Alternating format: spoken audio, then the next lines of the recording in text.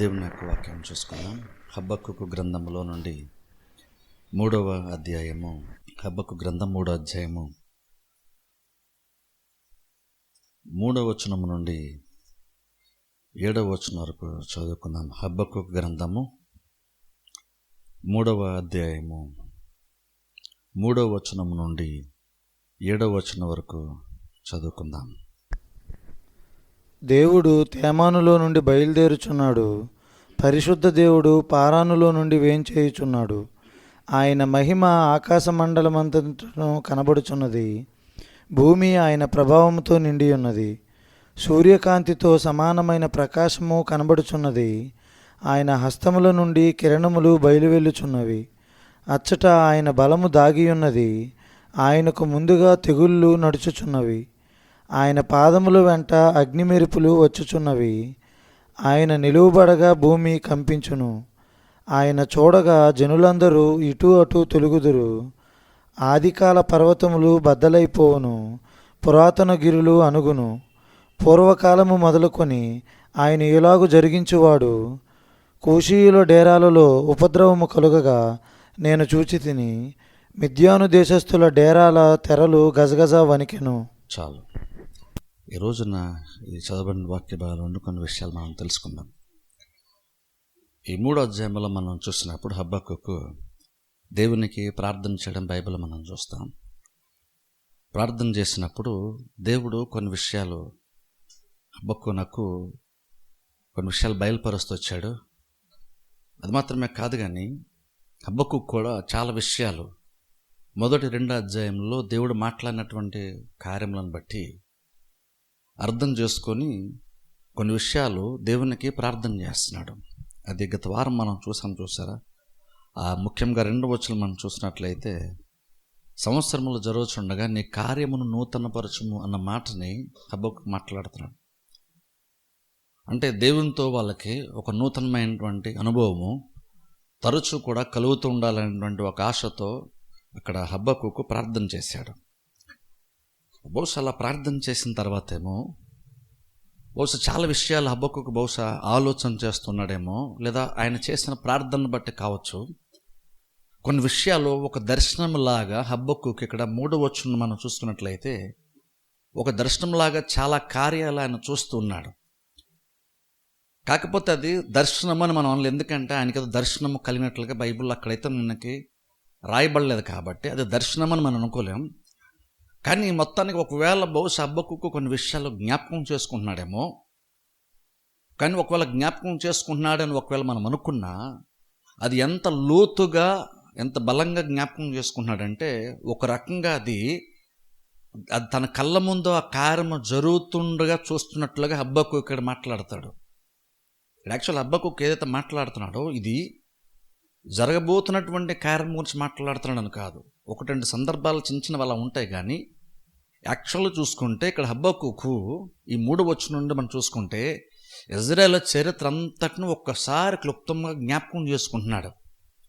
బహుశా మనం పైపైన చరిత్ర మనకు అలా అనిపించదు, కానీ ఎక్స్ప్లెయిన్ చేస్తే చాలా విషయాలు మనకు తెలుస్తాయి. అక్కడ హబక్కూకు ఏంటంటే ఇజ్రాయేల్ ప్రజల యొక్క జీవితంలో దేవుడు, అంటే ఇజ్రాయేల్ ప్రజలు ఐగుప్తులో నుండి బయటకు వచ్చేటువంటి ఆ కార్యం మొదలుకొని వాగ్దాన దేశంలోకి వెళ్ళేటువంటి ఆ కార్యం గురించి మాట్లాడతాడు. అలాగే వాగ్దాన దేశంలోనికి వాళ్ళు వెళ్ళిన తర్వాత వాళ్ళు ఎదుర్కొన్నటువంటి పరిస్థితుల గురించి, అంటే వచ్చినటువంటి శత్రువులను గురించి, ఆ సందర్భంలో దేవుడు ఏ రీతిగా వాళ్ళ సమస్యని పరిష్కరించాడో, మోషే నాయకత్వం గురించి, యెహోషువ నాయకత్వం గురించి, వీటన్నిటిని కూడా ఓ రకంగా చెప్పండి ఇజ్రాయేల్ చరిత్ర అంతటిని ఒకసారి జ్ఞాపకం చేసుకున్నాడు హబక్కూకు. ఇప్పుడు చూడండి, ఇది ముఖ్యంగా పాత నిబంధనలో మనం చూస్తున్నప్పుడు యూదులు ఎప్పుడూ కూడా అబ్రహాముని, వారి పితరులను ఎప్పుడు కూడా వాళ్ళు జ్ఞాపకం చేసుకుంటూ ఉండేవాళ్ళు. నిజంగా చూడండి, అది మనకి చాలా ఇంపార్టెంట్ తెలుసా. మన యూదులేదో అబ్రహాముని బట్టి వాళ్ళు అచ్చయపడుతున్నారేమో అనుకుంటాం, కానీ బహుశా వాళ్ళు సరిగ్గా దేవుని అర్థం చేసుకోలేదు కాబట్టి వాళ్ళు అబ్రహాము గురించి వాళ్ళు అతిశయించినా సరే యేసుక్రీస్తు తప్పట్లం బైబిల్ మనం చూస్తాం సువార్తల్లో. కానీ నిజంగా అలాగా వారి మన పూర్వీకులను వాళ్ళ యొక్క చరిత్రను వాళ్ళను జ్ఞాపకం చేసుకుంట ద్వారా దేవుని యొక్క కార్యములను జ్ఞాపకం చేసుకుంటే మంచిదా అంటే ఖచ్చితంగా అది చాలా శ్రేష్టమైనటువంటి ఒక కార్యము. కాకపోతే ప్రాబ్లం ఏంటంటే యూదులు అప్పుడప్పుడు అబ్రహాముని లేదా మోషే లాంటి వాళ్ళని జ్ఞాపకం చేస్తున్నారు, కానీ వాళ్ళు స్థితి సరిగ్గా లేదు కాబట్టి, వాళ్ళు సరిగ్గా మోషేనే కానీ లేదా మోషే చెప్పినటువంటి కార్యములను కానీ వాళ్ళు సరిగ్గా అర్థం చేసుకోలేదు కాబట్టి యేసుక్రీస్తు వచ్చినప్పుడు వాళ్ళు అబ్రహామును బట్టి లేదా మోషేని బట్టి వాళ్ళు అతిశయిస్తున్నా సరే, యేసుక్రీస్తు వాళ్ళు అన్నటువంటి అనేకమైనటువంటి కార్యాలను బట్టి తప్పు పట్టడం బైబిల్ మనం చూస్తాం. యూదుల్ని యేసుక్రీస్తు తప్పు పట్టడం బైబిల్ మనం చూస్తాం. కానీ ఒకటి మాత్రం మంచి విషయం ఏంటంటే అప్పుడప్పుడు వెనక్కెళ్ళి పూర్వీకుల్ని లేదా ఇజ్రాయేల్ ప్రజల యొక్క చరిత్రను జ్ఞాపకం చేసుకోవడం చాలా చాలా మంచిది. ఇక్కడ హబక్కూకు కూడా యాక్చువల్గా ఇక్కడ స్పెసిఫిక్గా మనకి అబ్రహాం అనే పేరు కానీ లేదా మోషే అనే పేరు కానీ ఇలాగేది స్పెసిఫిక్గా మనకు రాదు, కానీ కానాన్ దేశం అని ఇలాంటి పేరు రావు. కానీ యాక్చువల్గా ఇక్కడ హబక్కూకు అయితే పాత నిబంధనలో ఇజ్రాయేల్ ప్రజల యొక్క చరిత్రను జ్ఞాపకం చేసుకుంటున్నాడు. దేవుడు వారి జీవితంలో జరిగించినటువంటి కార్యాలను, వారి పక్షమున చేసినటువంటి అద్భుతాలను గురించి ఇక్కడ హబక్కూకు జ్ఞాపకం చేసుకున్నాడు. కానీ బహుశా అనుకుంటాను అది ఎంత బలంగా జ్ఞాపకం చేసుకున్నాడంటే, అది జ్ఞాపకం చేస్తున్నప్పుడు అదే తన కళ్ళ ముందే జరుగుతున్నట్లుగా ఇక్కడ మాట్లాడడం బైబిల్ మనం చూస్తాం. ఎందుకంటే చూడండి, అప్పుడప్పుడు మనం కూడా మన పాత నిబంధనలో కూడా లేదా ఇజ్రాయేల్ ప్రజల యొక్క చరిత్ర అప్పుడప్పుడు అంటే చర్చలోనే వాక్యం ద్వారానే కాదు, కానీ అప్పుడప్పుడు మనం కూడా సహజంగా జ్ఞాపకం చేసుకోవడం చాలా ఇంపార్టెంట్. ఎందుకంటే మన ప్రయత్నము కేవలము ఇజ్రాయేల్ ప్రజల యొక్క చరిత్ర తెలుసుకోవడం కాదు, లేదా అబ్రహాముని జ్ఞాపకం చేసుకోవడం కాదు. అబ్రహాము గురించి బైబిల్ ఎందుకు రాయబడింది, మోషే గురించి బైబిల్ ఎందుకు రాయబడింది, లేదంటే యెహోషువ గురించి బైబిల్ ఎందుకు రాయబడింది, ఇవన్నీ ఎందుకంటే వారి జీవితంలో దేవుడు కార్యము చేశాడు కాబట్టి దాన్ని బట్టి ఎక్కువ నుండి వారి యొక్క లైఫ్ అనేటువంటిది ఒక ప్రత్యేకమైన స్థితిలోనికి వెళ్ళింది. వాళ్ళ లైఫ్ చాలా స్పెషల్, అందుకని వారి ద్వారా మనం కొన్ని విషయాలు నేర్చుకుంటాం. ఇప్పుడు చూడండి, అందుకని అది జ్ఞాపకం చేసుకోవడం మనకి చాలా చాలా ఇంపార్టెంట్. ఇక్కడ అందుకని హబక్కూకు కూడా అలా జ్ఞాపకం చేసుకుంటున్నాడు. అది మనకు చాలా ఇంపార్టెంట్. మనం కూడా అలా జ్ఞాపకం చేసుకోవడం చాలా చాలా ఇంపార్టెంట్. నిజంగా సరిగ్గా కనుక జ్ఞాపకం చేసుకోగలిగితే బహుశా అంటాను మనం కూడా బహుశా ఆ ఇజ్రాయేల్ ప్రజల యొక్క చరిత్ర లేదా ఎవరి గురించి అయితే మనం జ్ఞాపకం చేసుకుంటున్నాం, బహుశా అది ఎంత బలంగా నువ్వు లోపల నీకు అది కనబడుతుంది అంటే, బహుశా మనోనేత్రాలతో నీకు ఎలా కనబడుతుంది అంటే నీ కళ్ళ ముందే అది జరుగుతున్నట్టుగా బహుశా నీకు అనిపించవచ్చు. ఇక్కడ అనుకున్న హబక్కూకు బహుశా అలాగని అనిపించిందేమో. అందుకని ఆయన మాట్లాడుతున్న విధానం చూస్తే మనకు అర్థమవుతుంది. చూడండి, ఒకసారి 3వ వచనం చదువుకుందాం ఒకసారి. దేవుడు తేమానులో నుండి బయలుదేరుచున్నాడు, పరిశుద్ధ దేవుడు పారానులో నుండి వేంచేయుచున్నాడు. చాలా ఇక్కడ చూడండి, ఇక్కడ యాక్చువల్గా పాత నిబంధన కాలం గురించి మాట్లాడుతున్నాడు, ఇజ్రాయేల్ చరిత్ర గురించి మాట్లాడుతున్నాడు. కానీ ఎలా మాట్లాడతా తెలుసా అని అంటున్నాడు. చూడండి, దేవుడు తేమాలో నుండి బయలుదేరుచున్నాడు, పరిశుద్ధ దేవుడు పారానులో నుండి వేంచేయుచున్నాడు.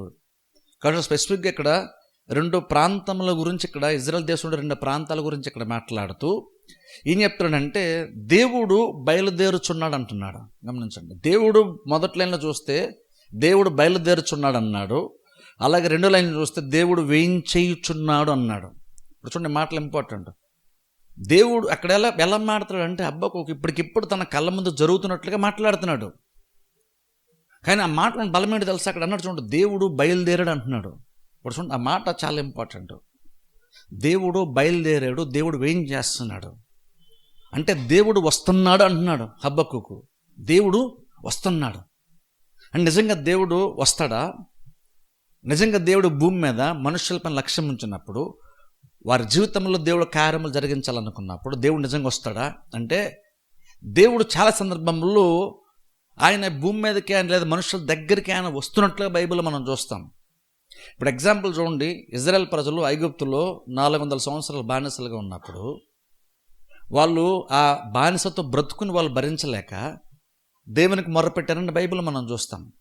దేవునికి వాళ్ళు మొర్రపెట్టినప్పుడు అక్కడ దేవుడు మోషే దగ్గరికి వెళ్ళినప్పుడు ఏం చెప్తాడంటే, నేను వారి కష్టాన్ని చూశాను, వారి ప్రయాసాన్ని నేను చూశాను, వారి మొరని ఆలకించాను, ఇదిగో వాళ్ళని విడిపించడానికి నేను దిగి వచ్చాను మోషే అని దేవుడు మోషేతో చెప్తాడు. ఇప్పుడు అక్కడ దేవుడు మాట్లాడుతున్న మాట తెలుసు, నేను దిగి వచ్చాను అన్న మాట అంటున్నాడు దేవుడు. దేవుడు అంటున్నాడు నేను వచ్చాను అంటున్నాడు. ఇప్పుడు చూడండి, చాలా ఇంపార్టెంట్.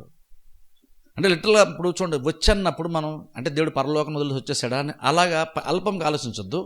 కానీ దేవుడు వచ్చాడన్నప్పుడు అర్థం ఏంటంటే ఆయన ఎంత బలంగా దేవుడు కార్యం చేయడానికి ఆయన రెడీ అయ్యాడో అక్కడ బైబిల్ మనకు అర్థమవుతుంది. దేవుడే స్వయంగా అంటున్నాడు, దేవుడు ఏమన్నాడు ఆ సందర్భంలో? ఇజ్రాయేల్ ప్రజలు ఐగుప్తులు ఉన్నప్పుడు దేవుడు ఏమన్నాడంటే, వారు మొర నేను ఆలకించాను, వాళ్ళు నాకు ప్రార్థన చేశారు కదా మోషే, అందుకే నేను వాళ్ళ మొర ఆలకించాను, వారి శ్రమ నేను చూశాను, వాళ్ళని విడిపించడానికి నేను దిగొచ్చాను అన్నాడు. కాబట్టి మోషే నువ్వు వెళ్ళు అంటే, నిజంగా దేవుడు కూడా ఇజ్రాయేల్ ప్రజలు, తన ప్రజలు కష్టంలో ఉన్నప్పుడు దేవుడు కూడా అలాగ ఆలోచన చేస్తాడా? తన ప్రజలకు ఇబ్బందులు ఉన్నప్పుడు దేవుడు కూడా నేను దిగొస్తాను, నేను వాళ్ళ దగ్గరికి వెళ్తాను అన్నట్లుగా దేవుడు మాట్లాడతాడా? అంటే నిజంగా దేవుడు చాలా సందర్భంలో అలా మాట్లాడడం బైబిల్ మనం చూస్తాం. ఇక్కడ భోజనం కూడా ఎగ్జాక్ట్ అలాగుండి ఇక్కడ కూడా హబ్బకు ఇక్కడ మాట్లాడుతూ చెప్తున్న మాట ఏంటంటే, దేవుడు బయలుదేరాడు, దేవుడు వేం చేస్తున్నాడు. ఇప్పుడు చూడండి, నిజంగా అది మనకి ఎంత ఇంపార్టెంట్ తెలుసా మాట. దేవుడు బయలుదేరుతున్నాడు, దేవుడు వేం చేస్తున్నాడు అంటే, దేవుడు మన సిచ్యువేషన్లోనికి వస్తాడన్న మాట మనకి ఎంత ఇంపార్టెంట్ తెలుసా. అది గ్రహించడం మనకి ఎంత ఇంపార్టెంట్. అక్కడ దేవుని మనం అర్థం చేసుకోవాలి. అక్కడ దేవుడు లిటరల్గా ఏం చేస్తాడంటే, దేవుడు బయలుదేరి మన దగ్గరికి వస్తాడంట. అంటే అర్థం, దేవుడు ఒక చోటు ఉన్నటువంటి ఆయన నేను బయలుదేరి వస్తున్నాను చెప్తుంటే అర్థం ఏంటంటే, నేను ఒక పాయింట్ నుంచి ఇంకో పాయింట్ నేను వెళ్తున్నాను దేవుడు చెప్తున్నాడు. అంటే ఇప్పుడు అర్థం ఏంటి అంటే, ఒక దగ్గర దేవుడు ఇంకో దగ్గరికి వచ్చాడంటే అక్కడ దేవుడు ఇంక లేనట్ట అంటే అలా కాదు. ఎందుకంటే దేవుడు సర్వవ్యాప్తి కాబట్టి దేవుడు అన్ని చోట్ల దేవుడు ఖచ్చితంగా ఉంటాడు. కానీ మనం ఏం అర్థం చేసుకోవాలంటే, దేవుడు వస్తున్నాను అని దేవుడు అంటున్నప్పుడు దాని అర్థం ఏంటంటే, అక్కడ దేవుడు స్పెసిఫిక్గా చాలా బలంగా తన యొక్క ఉనికిని దేవుడు ప్రదర్శించుకుంటాడని అర్థం. బహుశా దేవుని ఎవరో కన్నులతో చూడకపోవచ్చు, కానీ ఇంకను వాళ్ళు దేవుని యొక్క ఉనికిని చాలా క్లియర్గా చాలా బలంగా వాళ్ళు అనుభవిస్తారు. ఇప్పుడు అందుకని ఇక్కడ కూడా హబ్బకుకు ఎగ్జాక్ట్ అదే చెప్తున్నాడు. దేవుడు ఒక చోటను బయలుదేరుతున్నాడు. దేవుడు ఎక్కడికి వస్తున్నాడంటే తన ప్రజల దగ్గరకు వస్తున్నాడు అంటున్నాడు. దేవుడు బయలుదేరి తన ప్రజల దగ్గరికి వస్తున్నాడు. అలా బైబిల్లో చాలా సందర్భంలో దేవుడు ఇజ్రాయేల్ ప్రజల దగ్గరికి దిగి రావడం బైబిల్ మనం చూస్తాం. ఎందుకు దిగి వస్తున్నాడు దేవుడు? అక్కడ చూడండి మాట్లాడుతూ అక్కడ ఏమంటున్నాడంటే, ఆయన 3వ వచనం 2వ లైన్లో చూస్తే, ఆయన మహిమ ఆకాశ మండలమంతటను కనబడుచున్నది, భూమి ఆయన ప్రభావముతో నిండి ఉన్నది. గమనించండి, దేవుడు వస్తున్నప్పుడు ఏం జరుగుతుంది? ఇప్పుడు చూడండి, దేవుడు వస్తున్నాడు అని చెప్తున్నప్పుడు క్యాజువల్గా మనం ఆ స్టేట్మెంట్ని క్యాజువల్గా తీసుకోకూడదు. దేవుడు వస్తాడంటే దేవుడు ఎలాంటుడు అది కూడా ఇక్కడ అర్థమైంది.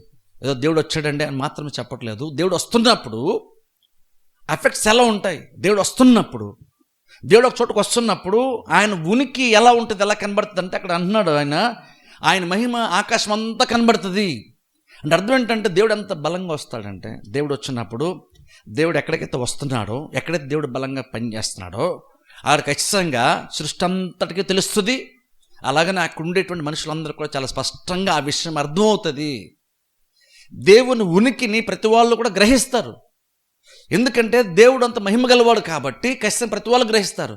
దేవుడు వచ్చేటప్పుడు ఇక్కడ హబ్బకి ఏమంటున్నాడంటే, దేవుడు తన మహిమతో వస్తాడు. దేవుడు ఊరికే రావట్లేదు, దేవుడు తన మహిమతో మన దగ్గర దేవుడు వస్తాడు. ఎందుకంటే దేవుడు మహిమ గలవాడు కాబట్టి ఆయన వచ్చేటప్పుడు ఖచ్చితంగా ఆయన మహిమ కూడా ఖచ్చితంగా వస్తుంది. అలా వచ్చినప్పుడు ఏం జరుగుతుందంటే అక్కడ అంటున్నాడు, చూడండి 4వ వచనం డిస్క్రైబ్ చేస్తూ అంటున్నాడు, వివరిస్తూ అంటున్నాడు, సూర్యకాంతితో సమానమైన ప్రకాశము కనబడుచున్నది. చూసారా? అంటే దేవుడు వస్తున్నప్పుడు ఆయన మహిమ ఎలా ఉంటుందో ఇక్కడ చెప్తున్నాడు. చూడండి, కంపేర్ చేస్తున్నప్పుడు అక్కడ హబ్బకు అన్నాడు, సూర్యకాంతితో సమానమైన ప్రకాశము కనబడుతుంది, నాకు కనబడుతుంది అంటున్నాడు. అలా దానివల్ల ఏంటి చూడండి, ఆయన అస్తముల నుండి కిరణములు బయలు వెళ్ళుచున్నవి. చూసారా? అంటే దేవుని దగ్గర నుండి కిరణాలు బయలు వెళ్తున్నాయి అంటున్నాడు. ఇప్పుడు చూడండి, అక్కడ యాక్చువల్గా చూడండి, అక్కడ తేమాలో నుండి దేవుడు బయలుదేరాడు అన్నాడు. చూసారా? పారాన్లో నుండి అంటే బేసిక్గా ఏంటంటే అది ఇజ్రాయెల్ ప్రాంతంలో ఉండేటువంటి ఒక ప్రాంతం. బేసిక్గా అక్కడ ఏదో ఆ ప్లేసెస్ కోసం ఆ పేర్ల కోసం మాట్లాడట్లేదు, కానీ బేసిక్గా ఏంటంటే ఒక రకంగా హబ్బకు ఏం చెప్తాడంటే, దేవుడు తూర్పు నుండి బయలుదేరి మా దగ్గరకు వస్తున్నాడు అంటే చెప్తున్నాడు హబ్బకు. ఇక్కడ తూర్పు దగ్గర నుండి బయలుదేరి మా దగ్గరకు వస్తున్నాడు. అలాగే డైరెక్షన్ కోసం మాట్లాడలేదు, జస్ట్ దృష్టాంతంగా మాట్లాడితే దేవుడు వస్తున్నాడు. దేవుడు వస్తున్నప్పుడు ఆయన మహిమతో ఆయన వస్తున్నాడు. అది ఎలా ఉంటుందంటే, ఉదయమున సూర్యుడు తూర్పున ఉదయించినప్పుడు ఎలాగైతే ఆ వెలుగు ఆ ప్రకాశం అది ఉంటుందో, అది ప్రతి దాన్ని చొచ్చుకుంటూ భూమి మీద పడుతుందో వెలుగు ప్రకాశం అంతా, అలాగే దేవుడు కూడా ఆ ప్రాంతం నుంచి భూమి మీదకి వచ్చేటప్పుడు లేదా మా దగ్గరికి వచ్చేటప్పుడు ఆయన మహిమ కూడా అలాగున్నా ఉంటుంది అని మాటతో అక్కడ ఇంకోటి ఏమంటున్నాడంటే, చూడండి 4వ వచనం 3వ నెలలో చూస్తే, అచ్చట ఆయన బలము దాగి ఉన్నదన్నమాట అంటున్నాడు. అచ్చట ఆయన బలము దాగి ఉన్నది అంటే అర్థం ఏంటి? బలము దాగి ఉన్నది మనకు కొంచెం క్లియర్గా రాలేదు, కానీ ఇంగ్లీష్ బైబిల్ చూస్తే యాక్చువల్లీ వస్తుందంటే, దేవుడు అలాగా ఆయన మనుషుల దగ్గరకు వచ్చేటప్పుడు తూర్పు ప్రాంతం నుండి దేవుడు ఇక్కడ హబ్బక్కున్న దగ్గరికి లేదా తన ప్రజల దగ్గర దిగి వచ్చేటప్పుడు అక్కడ బైబిల్ చెప్తున్న మాట అంటే దేవుడు తన మహిమను ఆయన కవర్ చేసుకొని తెరలాగా కప్పుకొని వస్తాడని చెప్తున్నాడు. ఇక్కడ యాక్చువల్ మీనింగ్ అది. ఇక్కడ బైబిల్ యాక్చువల్ మనకు తెలుగులో మీనింగ్ అంత ఎగ్జాక్ట్ చూడండి. ఆయన బలము దాగుందని వచ్చింది. ఆయన బలం ఏదో దాగుందంటే అక్కడ ఏదో దాగుందని కాదు. ఓ రకంగా చెప్పాలంటే ఆయన బలం మొత్తం ఆయన చూపించకుండా కవర్ చేసుకుంటూ కొంతవరకు మాత్రమే తన మహిమను, కొంతవరకు మాత్రం తన ప్రభావాన్ని దేవుడు చూపిస్తూ బయలుదేరి వచ్చాడని చెప్తున్నాడు. ఇప్పుడు ఎందుకు అలాగా? ఆ మాట ఎందుకు బైబిల్ ఉంది? హబ్బక్కుకు అదెందుకు గ్రహించాడు? ఇప్పుడు చూడండి, అక్కడ దేవుని యొక్క మహిమను గురించి మాట్లాడుతున్నాడు. తూర్పును ఉదయించినటువంటి సూర్యుడిలాగా అలా పోలుస్తూ చెప్తున్నాడు. అంటే ఒక రకంగా చెప్పాలంటే హబ్బక్కుకు దేవుని యొక్క మహిమ అంతటిని కూడా చాలా బలంగా వివరిస్తున్నాడు. కానీ అలాగని హబ్బక్కు ఏదైతే చూశాడో, ఏదైతే వివరిస్తున్నాడో అంత బలంగానే ఉందా అంటే ఇంకొన్ని హబ్బక్కు అంటున్నాడు. లేదు ఇంకొన్ని యాక్చువల్గా ఆయన తన సామర్థ్యమును కానీ, తన శక్తిని కానీ, తన మహిమను కానీ ఇంకొన ఆయన చాలా వరకు దాస్తున్నాడు. ఆయన కవర్ చేసుకొని వస్తున్నాడు. ఆయన తన మహిమను కప్పుకొని వచ్చినా సరే ఇంకొను అది అంత కవర్ చేసుకొని వచ్చింది. అది ఇంకొను ప్రజలందరికీ కూడా ఆయన గొప్పతనం ఏంటో తెలిసిపోతుంది అంటున్నాడు. ఇప్పుడు చూడండి, చాలా ఇంపార్టెంట్. ఎందుకు ఆ మాట ఎందుకు అక్కడ ఉందంటే, దేవుడు చూడండి, దేవుడు మహిమ గలవాడు. ఆయన భూమి మీదకి మనుషుల దగ్గరికి వచ్చేటప్పుడు ఈ మనుషులు బలహీనులు, మనుషులు స్పెసిఫిక్గా చెప్పండి పాపపు స్వభావంతో ఉన్నటువంటి వాళ్ళం కాబట్టి దేవుణ్ణి ఆయన ఎలాగైతే ఉన్నాడో అలాగను చూడడం మనుషులకు సాధ్యము కాదు. జస్ట్ ఒకసారి ఇక్కడ చూడండి, ఒకసారి దేవుని యొక్క మహిమను ఒకసారి అర్థం చేసుకుందాం. మనం దేవుని యొక్క గొప్పతనం అర్థం చేసుకుందాం. ఫర్ ఎగ్జాంపుల్ చూడండి, మోషే ఆ యొక్క సీనాయి పర్వతం మీదకి వెళ్ళాడు. 40 రోజులు వెళ్ళాడు, దేవునితో గడిపాడు. ఆ తర్వాత 10 ఆజ్ఞలు పలకలు తీసుకొని కిందకు వచ్చాడు. అలా కిందకు వచ్చినప్పుడు మోషే యొక్క ముఖము చాలా వెలుగుతో నింపబడి చాలా వెలిగిపోతూ ప్రకాశిస్తుందని బైబిల్ మనం చూస్తాం. ఎలా వచ్చింది అది మనకు తెలుసు. అది మోషేకు ఉన్నటువంటి మహిమ కాదు. అది దేవునితో ముఖాముఖిగా మాట్లాడుతూ 40 రోజులు ఉండిపోయేసరికి ఆ దేవుని యొక్క మహిమను చూస్తూ ఉండేసరికి ఆ మహిమ తన ముఖంలో ఒక అద్దంలాగా అది ప్రతిబింబింపజేస్తూ ఉంది. అది మోషే దేవుని దగ్గర ఉన్నప్పుడే కాదు, ఎంత బలంగా మోషే ముఖం మీద సైతము అది ఉందంటే, మోషే కిందకు వచ్చిన తర్వాత కూడా అది తగ్గలేదు. మోషే కిందకు వచ్చిన తర్వాత తగ్గలేదు. తర్వాత ప్రజలతో మాట్లాడుతున్నాడు. ప్రజలతో మాట్లాడినప్పుడు కూడా ప్రజలు కూడా లిటరల్గా ఇజ్రాయేల్ ప్రజలకు కూడా భయం వేసింది. మోషే ముఖమునట వాళ్ళు కూడా చూడలేకపోతే మోషే అట తన ముఖమును గుడ్డతో కప్పుకున్నట్టు బైబిల్ మనం చూస్తాం. తన ముఖం మీద క్లాత్ వేసుకుని బైబిల్ మనం చూస్తాం. అంటే అక్కడ ఎగ్జాక్ట్ మోషే ఏం చేశాడు అక్కడ ఒకసారి ఊహించుకోండి. మోషే ఏం చేశాడంటే దేవుని యొక్క మహిమే ఒక రకంగా చెప్పాలంటే కొంచెం మహిమ మోషే యొక్క ముఖం మీద అంటుకుందని చెప్పొచ్చు ఒక రకంగా. అది చాలా తక్కువ అది చెప్పాలంటే. అంటే దేవునికి ఒరిజినల్గా ఉన్నటువంటి మహిమతో పోల్చుకుంటే మోషే ముఖం మీద ఉన్నటువంటి చాలా చాలా తక్కువ. కానీ ఇంకనూ అది కూడా మోషే ఎదురుగా నిలబడినటువంటి వాళ్ళు ఆ మహిమని సైతం వాళ్ళు చూడలేకపోతే మోషే ముఖమును ఒక క్లాత్తో కప్పుకున్నట్లు బైబిల్లో మనం చూస్తున్నాం. అది వెంటనే కింద రాగానే అది పోయింది కాదు. అది కొన్ని దినములు అది అలాగున్నే ఉండిపోయింది. దేవుని సమ్ముఖంలోనికి వెళ్తున్నప్పుడు మాత్రము మోషట ఆ పైన ఉన్నటువంటి ముఖమున ముసుగుని తీసేసాడట. ప్రజలతో మాట్లాడాడు మాత్రం ఆ ముఖమును కవర్ చేసుకొని మనుషులతో మాట్లాడాడంట. ఇప్పుడు ఒకసారి ఆలోచించండి, మోషే మీద ప్రతిబింబిస్తున్నటువంటి దేవుని యొక్క మహిమని ప్రజలు చూడలేకపోతే దేవుడు యాక్చువల్గా తన మహిమతో వస్తే మనుషులంగా మనం ఇప్పుడు చూడగలమా? ఇప్పుడు మనం చూడలేము. అది బహుశా ఒకవేళ చూడగలిగేటువంటి సామర్థ్యం వస్తే ఎప్పుడు వస్తుందంటే మనం పరిపూర్ణంగా నూతన పరచబడతాం. చూసి శరీరం కూడా మహిమను ధరించుకుంటా చూసారా?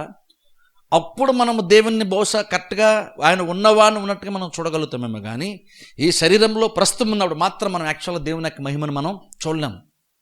అందుకని మోషే అలాగున్న మోషే చూసినప్పుడు ప్రజలు కూడా భయం వేసింది. ఇప్పుడు దాంట్లో ఒకసారి ఈవెన్ యేసుక్రీస్తు సైతము దేవుని కుమారుడు, అద్వితీయ కుమారుడు, ఆయన కూడా భూమి మీదకి వచ్చినప్పుడు ఆయన వచ్చాడు. ఆయన ఎలా వచ్చాడు? ఈ శరీరముతో తన మహిమను ఆయన కూడా కప్పుకొని వచ్చాడు. ఆయన మహిమనే పక్కన వదిలేదు. మహిమ లేకుండా వచ్చేసాడని కాదు, ఆయన ఇంకా మహిమతో ఉన్నాడు ఆయన. కాకపోతే ఈ శరీరముతో ఆ మహిమను కప్పుకొని వచ్చాడు కాబట్టి ఓ రకంగా చెప్పాలంటే మోషే ముఖం మీద ఆ గుడ్డ అడ్డు ఉంది కాబట్టి ముఖమును కొంతసేపు చూడగలిగారు మనుషులు, ఇబ్బంది లేకుండా చూడగలిగారు. ఎగ్జాక్ట్ అలాగని యేసుక్రీస్తు కూడా వచ్చినప్పుడు భూమి మీదకి వచ్చినప్పుడు ఆయన కూడా తన మహిమను ఈ శరీరంతో కప్పుకొని ఆయన భూమి మీద సంచరించాడు. అందుకనే మనుషులు యేసుక్రీస్తు ఈజీగా మాట్లాడగలిగారు. కారణం ఏంటంటే ఆయన అల్పమైనటువంటి వాడని కాదు, ఆయన కూడా తన మహిమను కప్పుకున్నాడు. ఒక రకంగా చెప్పడం తన మహిమను దాచుకున్నాడు. పాత నిబంధనలు కూడా ఎగ్జాక్ట్ అలాగనే అతి పరిశుద్ధ స్థలంలో దేవుడు కూడా అతి పరిశుద్ధ స్థలం ఉన్నప్పుడు ఆ బయట ఒక అడ్డతెరని దేవుడు వేయడం బైబిల్ మనం చూస్తున్నాం. అంటే అర్థం ఎగ్జాక్ట్ ఇక్కడ మాట్లాడుతున్నాడు, ఆయన బలము దాగి ఉంది అంటున్నాడు. అంటే అర్థం ఏంటంటే దేవుడు ఎక్కడ దాచుకున్నాడని కాదు, దేవుడు తన మహిమను తన ప్రభావమును పూర్తిగా కనపరచకుండా కొంచెం దాచాడు. అది కొంతవరకు మాత్రమే అది కనబడుతుందని బైబిల్ ఇక్కడ మనం చూస్తున్నాం. అయినా యాక్చువల్ మనం చూస్తే చూడండి, 5వ వచనం చదువుకుందాం. 5వ వచనం చదవండి. ఆయనకు ముందుగా తెగుళ్ళు నడుచుచున్నవి, ఆయన పాదముల వెంట అగ్ని మెరుపులు వచ్చుచున్నవి. ఆయన నిలువబడగా భూమి కంపించును, ఆయన చూడగా జనులందరూ అటు ఇటు తొలుగుదురు. చాలా ఇక్కడ చూడండి 5వ వచనం. ఆయనకు ముందుగా తెగుళ్ళు నడుచుచున్నవి, ఆయన పాదముల వెంట అగ్ని మెరుపులు వచ్చుచున్నవి. గమనించండి, ఆయనకు ముందుగా తెగుళ్ళు నడుచున్నవి. ఎక్కడ కూడా మనం అర్థం చేసుకోవాలి. ఆయనకు ముందుగా తెగులు నడుస్తున్నాయంటే ఏదో తెగులు ఆయన రప్పిస్తాడని కాదు, ఇంకేదో అని కాదు. బేసిక్ అర్థం ఏంటంటే దేవుడు ఒక చోటకి లిటరల్గా వచ్చేటప్పుడు దేవుడు పరిశుద్ధుడు కాబట్టి ఆయన ఒక దగ్గర కనుక నిజంగా బలంగా కనుక వస్తే కనుక ఆయన పరిశుద్ధుడు కాబట్టి అక్కడ ఉన్నటువంటి ప్రతి పరిస్థితిని కూడా దేవుడు తనకు అనుకూలంగా మలుచుకునే ప్రయత్నం దేవుడు చేస్తాడు. అంటే దేవుడు ఒక ప్లేస్కి వచ్చినప్పుడు ఆ ప్లేస్ కనుక ఒక అపవిత్రంగా ఉందనుకుందాం, ఆ ప్లేస్ కనుక దేవునికి అనుకూలంగా లేదనుకుందాం, దేవునికి ఇష్టం ఉన్నట్టుగా లేదనుకోండి, దేవుడు ఏం చేస్తాడంటే అక్కడికి ఆయన వచ్చినప్పుడు ఆయన అక్కడ ఉండాలని నిర్ణయించుకున్నప్పుడు ఆ ప్లేస్ని తనకు అనుకూలంగా మార్చేసుకుంటాడు. అక్కడ అపవిత్రమైనటువంటిది ఉందనుకోండి, దేవుడు దాన్ని ఖచ్చితంగా తీసేస్తాడు ఖచ్చితంగా. అలాగే బైబిల్ ఇక్కడ మనం చూస్తే దేవుడు వచ్చినప్పుడు ఏంటంటే ఆయనకు ముందుగా తెగులు నడుస్తుంది బైబిల్ ఇక్కడ మనం చూస్తున్నాం. అంటే అర్థం ఏంటంటే దేవుడు కనుక ఒక చోటకు వచ్చేటప్పుడు బేసిక్గా ఏం చేస్తాడంటే ఆయన వస్తున్నప్పుడు ఆయన మహిమను కనపరచడానికి ఎంతకైతే ఇష్టపడతాడో అంతగానే అక్కడ ఆయనకు నచ్చినటువంటిది ఆయనకు వ్యతిరేకమైనది ఉందనుకోండి, ఖచ్చితంగా ఆయనతో పాటే అక్కడికి న్యాయ తీర్పు కూడా వచ్చేస్తుంది. తెలుసా? అదే ఇక్కడ చెప్తున్నాడు. తెగుళ్ళు వస్తుందంటే దేవుడు ఏదో తెగులతో పాటు వస్తాడని కాదు. దేవుడు యాక్చువల్గా మహిమాన్వితుడు కాబట్టి దేవుడు మహిమతోనే వస్తాడు.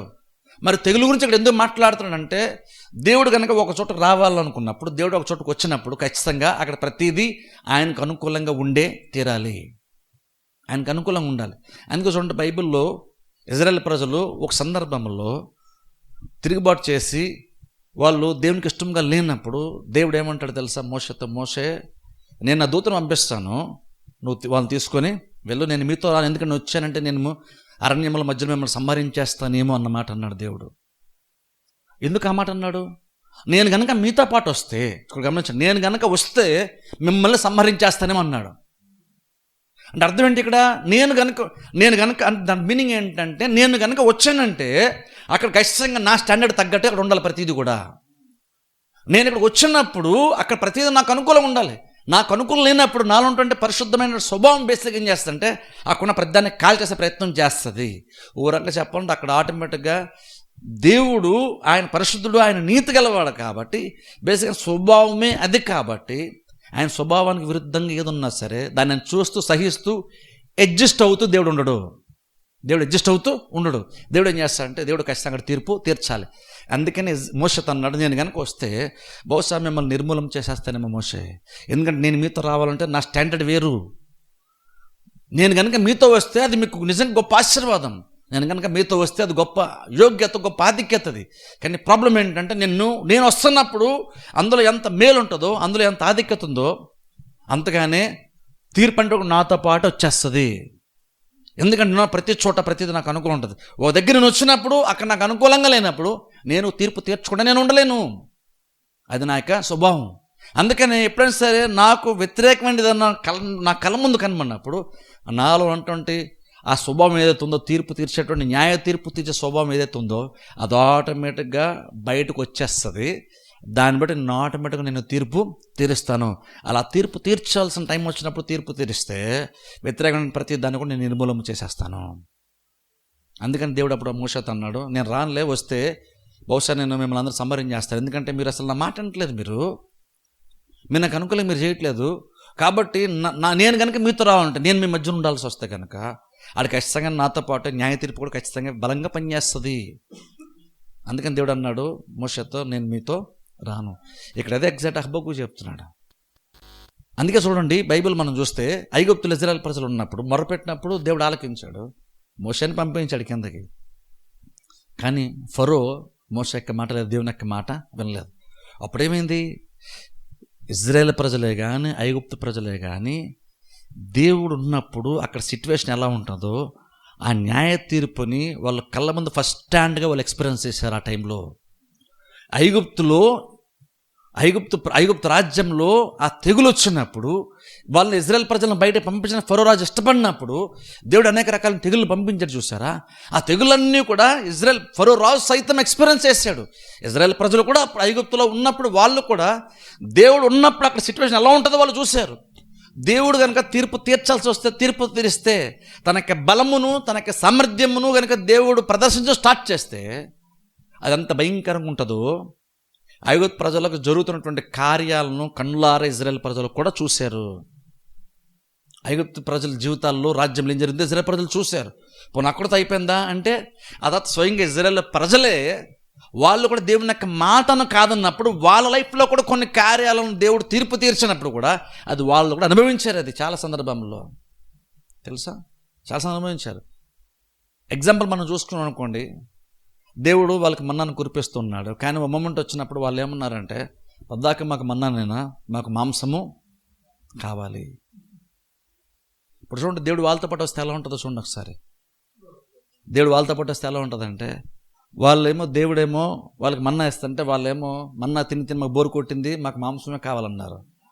ఇప్పుడు చూడండి, దేవుడిని అడిగితే బహుశా దేవుడు ఇస్తాడు, కానీ అడిగే విధానం ఖచ్చితంగా దేవునికి అనుకూలంగా ఉండాలి. ఎందుకంటే దేవుడికి ఇవ్వడానికి ప్రాబ్లం దేవునికి ఏం లేదు. వాళ్ళ మాంసం అడిగినందుకు కోప్పడ్డాను కాదు, వాళ్ళు దాన్ని అడిగే విధానం ముందు చూసారా, అది దేవునికి చాలా చాలా ఇంపార్టెంట్ తెలుసా. అందుకే చూడండి, సొనుగుడు అనేటువంటిది నువ్వు నిజంగా ఒకరి గురించి మాట్లాడుకున్నటువంటిది సరైన కార్యమైనా సరే విధానం ముందు చూసారు, అది చాలా చాలా ఇంపార్టెంట్. నువ్వు అడిగేటువంటి విధానము, నువ్వు కార్యముల గురించి నువ్వు మాట్లాడే విధానం ముందు చూసారు, అది చాలా చాలా ఇంపార్టెంట్. వాళ్ళు మాంసం అవడం తప్పు అంటే తప్పేమీ కాదు. ఎందుకంటే వాళ్ళు అడిగిన ప్రతిదీ దేవుడు అవ్వడానికి ఇష్టపడుతున్నాడు, ప్రతిదీ దేవుడు చూస్తున్నాడు, ప్రతిదీ తృప్తిగానే వాళ్ళకి ఇచ్చి నడిపిస్తున్నాడు కదా. మాకు మన్నా కావాలని వాళ్ళు ఏం అడగలేదు కదా, దేవుడే కురిపించాడు. కాబట్టి దేవుడు వాళ్ళకి ఏది కావాల్సిన దేవుడు ఖచ్చితంగా ఇస్తాడు. అందుకే బైబిల్ మనం చూస్తే దేవుడు ఎంత శ్రద్ధ చూస్తున్నాం అంటే, వాళ్ళు చెప్పులు అరిగిపోలేదు, వాళ్ళ వస్త్రాలు నలిగిపోలేదని చూస్తున్నాం. అంటే దేవుడు ప్రతి చిన్న విషయాన్ని కూడా దేవుడు చాలా జాగ్రత్తగా చూసుకొని వాళ్ళు నడిపిస్తూ వచ్చాడు. కాబట్టి వాళ్ళకి మన్నా కావాలి, వాళ్ళకి ఒకవేళ మాంసం కావాలని దేవుడు ఇచ్చేవాడు. కానీ ప్రాబ్లం ఉంటే వాళ్ళు అడిగినటువంటి విధానం ముందు చూసారా, వాళ్ళ మోష మీద సొనుక్కుంటూ అడిగారు చూసారా, దేవుని మీద సొనుక్కుంటూ వ్యతిరేకమైనటువంటి ఒక రీతిలో వాళ్ళు అడిగారు చూసారా, దేవునికి అది నచ్చలేదు. దేవునికి నచ్చక ఆ టైంలో కూడా బైబిల్ కనుక మనం చూసాం అనుకోండి, అప్పుడు కూడా దేవుడు తీర్పు తీసిన బైబిల్ మనం చూస్తాం. బైబిల్ చెప్తా మాట్లాడింది సార్, వాళ్ళంట దేవుడు పూరలను రప్పించాడు, వాళ్ళు తింటున్నారు. వాళ్ళు తింటూ ఉంటుండగానే కానీ ఇంకను ఆ మాంసము వారి నోట్లో వాళ్ళ నాసిక్రంథం ఉండగానే అట దేవుని యొక్క ఉగ్రత తీర్పు వారి మీదకి వచ్చేసిందంట. చాలామంది చనిపోయారని చూస్తాం బైబిల్ మనం అక్కడ. అంటే కారణం ఏంటి? ఎందుకని దేవుడు ఆ స్టాండర్డ్ మెయింటైన్ చేశాడు? ఏ భోజన విషయంలో దేవుడు ఎందుకు అంత స్ట్రిక్ట్గా యాక్షన్ తీసుకున్నాడు? ఎందుకు దేవుడు అంతమందిని ఎందుకు చంపేశాడు? దేవుడు భోజన విషయంలో చంపేశాడు దేవుడు ఓ రకంగా చూస్తే. కారణం ఏంటంటే అది దేవుని యొక్క స్థాయి అలాంటిది, దేవుని యొక్క స్థాయి అలాంటిది. అలా బైబిల్ మీరు ఎక్కడైనా చూడండి, బైబిల్లో చాలా సందర్భాలు ఇజ్రాయెల్ ప్రజలు అలా వాళ్ళు విగ్రహారాధన చేసినప్పుడు కూడా, లేదా వ్యభిచారం చేసినప్పుడు కూడా దేవుడు ఖచ్చితంగా తీర్పు తీర్చాడు. అలా బైబిల్లో దేవుడు తరచుగా ఇజ్రాయెల్ ప్రజలకు అలా తరచుగా తీర్పు తీర్చిన బైబిల్ మనం చూస్తాం. అలా ఎందుకు తీర్పు తీర్చడం? దేవుడు ఒక చోటుకు రమ్మన్నప్పుడు దేవుడు వచ్చినప్పుడు అక్కడ ఉంటాడు ఖచ్చితంగా. దేవుడు అక్కడ ఉన్నప్పుడు ఖచ్చితంగా ఆయన తన స్టాండర్డ్ చూపించిన ప్రయత్నం ఖచ్చితంగా దేవుడు చేస్తాడు. అందుకని ఇక్కడ హబక్కూకు ఇక్కడ మాట్లాడుతూ ఏం చెప్తున్న 5వ వచనంలో, ఆయనకు ముందుగా తెగులు నడుచుచున్నవి. అర్థం ఏంటంటే ఆయన వచ్చేటప్పుడు ఖచ్చితంగా ఒకటి ఎక్స్పెక్ట్ చేయాలి. ఏం ఎక్స్పెక్ట్ చేయాలి? ఖచ్చితంగా ప్రతిదీ ఆయనకు అనుకూలంగానే జరగాలి, ప్రతిదీ ఆయనకు అనుకూలంగా ఉండాలి. ఆయనకు నచ్చినటువంటి రీతిలో, ఆయనకి ఇష్టం, ఆయన వ్యతిరేకించేటువంటి రీతిలో కనుక ఏదైనా కార్యం ఉంటే ఖచ్చితంగా అక్కడ తీర్పు ఖచ్చితంగా బయలు వెళ్తుంది.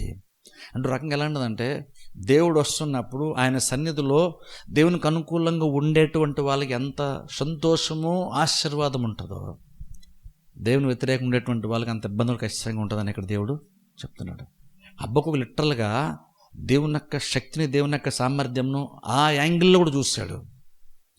జస్ట్ ఒకసారి చూడండి, అంటే ఐగుప్తు పైన దేవుడేమో అలాగ తెగులు రప్పించినప్పుడు, తీర్పు తీర్చినప్పుడు ఇజ్రాయెల్ ప్రజలు చాలా హ్యాపీ ఫీల్ అయ్యారు వాళ్ళు. ఎందుకంటే అది ఐగుప్తులకు వ్యతిరేకమే, కానీ అది ఇజ్రాయెల్ ప్రజల పక్షమున ఇజ్రాయెల్ ప్రజలకు అనుకూలంగా దేవుడు దాన్ని జరిగిస్తున్నాడు.